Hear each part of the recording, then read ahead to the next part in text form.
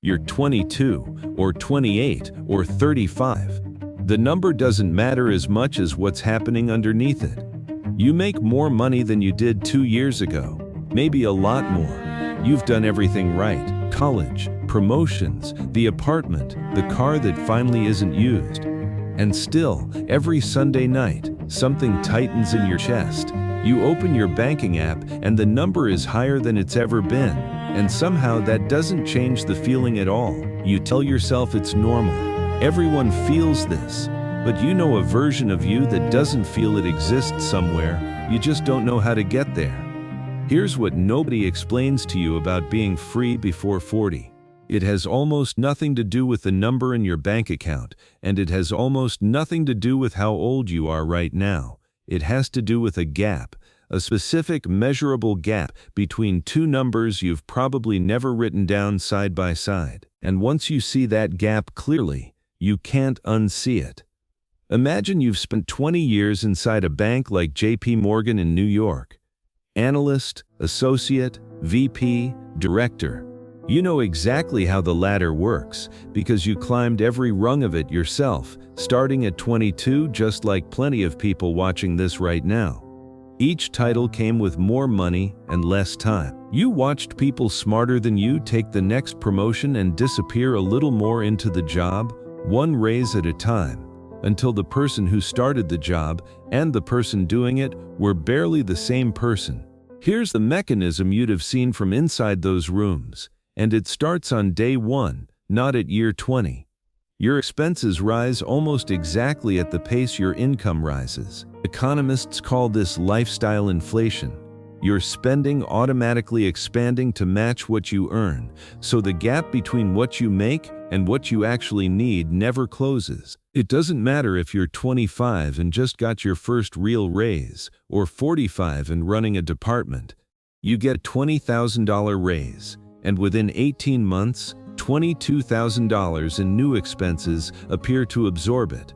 A better apartment, a nicer car lease, dinners that used to be an occasion and are now just Tuesday, a gym membership that upgraded itself along with everything else. Not because you're careless, because the system is designed so that more income never quite becomes more freedom. At any age it happens to you. I sat in those rooms for 20 years, watching this happen to 23-year-olds and 50-year-olds in exactly the same way. That gap is the actual product the system sells you, disguised as a promotion. You're not failing at this. You're succeeding exactly the way the system was built for you to succeed, which is the actual problem, whether this is your second year of work or your 15th. And here's the part that makes it worse. The higher you climb, the more invisible the gap becomes, because everything around you tells you the raise is the win. Your parents are proud. Your friends ask what you're driving now. Nobody hands you a chart showing your freedom number standing still while your income line climbs. You have to build that chart yourself, or nobody ever will. There's a version of this you've probably already watched happen to someone close to you.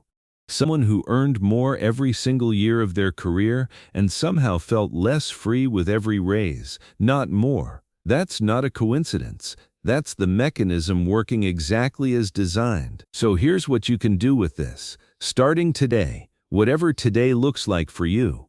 First, calculate your real number, not your income, your freedom number. That's the exact amount of monthly expenses required to keep your current life running without a paycheck. If you're 22 and your life costs $3,000 a month to run, your freedom number is $3,000. If you're 35 and it's $6,000, that's yours. The number changes with your life. What doesn't change is that almost nobody your age, at any age, has ever actually calculated it. Open a spreadsheet tonight. One column, 12 months, every real expense. Most people find their true number is lower than they assumed, because half of what they thought was fixed was actually a habit they never questioned. Second, freeze your lifestyle for one raise cycle. The next time your income goes up, whether that's your first promotion at 24 or your fourth at 38, keep your spending exactly where it is for 12 months. Redirect 100% of that increase toward your freedom number. This lever is strongest the earlier you pull it, because a raise you never got used to spending is a raise that costs you nothing to save. Someone who does this 3 times in their 20s can close a gap that takes most people 2 decades to close, simply because they never let the new number become the new normal. Third, imagine you've spent 2 decades inside that same machine, learning every rule of it, just so you could leave it on your own terms. The lesson that takes the longest to learn in a place like that is to measure your decisions in hours, not dollars. Before you buy anything over $500, calculate how many hours of your actual life that purchase costs you, at your real hourly rate after taxes. Not the fantasy number from your annual salary divided by 2,000 hours. The real one, after the commute, after the stress, after the parts of the job that never show up on the paycheck. This works exactly the same at 25 as it does at 45. When you start pricing things in hours of your one life instead of dollars, most purchases stop making sense on their own. A watch stops being $400 and starts being 11 hours of your one life, and that changes how your hand moves toward it.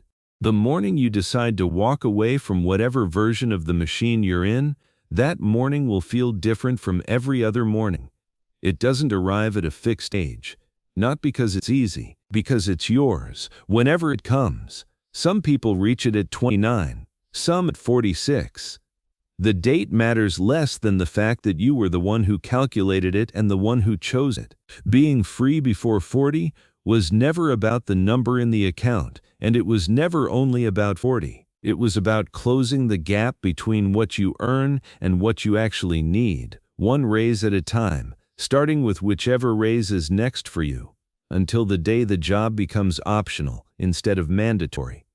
You don't need to quit anything today. You just need to know your real number, at whatever age you're starting from. What's the one expense in your life right now that's costing you the most hours you're not getting back? Tell me in the comments. If this changed how you see it, you know where to find me.